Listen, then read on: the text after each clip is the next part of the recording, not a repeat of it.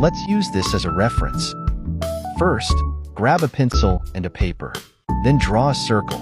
Next, a line in the middle. Draw a V or U shape for the chin and jaw. This will serve as a structure of the face. Draw a circle for the nose and 2 more circles for the eyes. Then a line between the nose and chin. Now we have a simplified skull. Let's draw the nose first.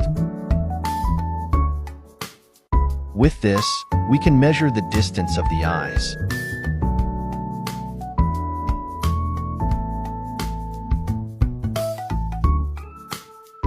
Now, draw the irises and the eyelids. Draw a French fries-like shape for the eyebrows. Don't forget the lips. Emphasize the jawline fire. The neck, of course.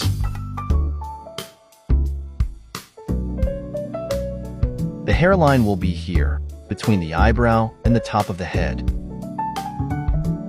Align ears with the eyebrows and nose. But we should always consider the angles, or the perspective we're seeing the subject from. The camera angle of my reference is a little bit higher, so we also have to adjust the position of the ears a little bit higher. Erase the guidelines.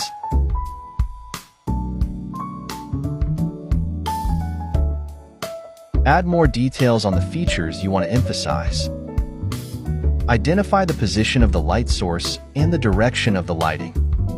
When shading, focus more on shadows. Shade it according to its structure or shape's contour.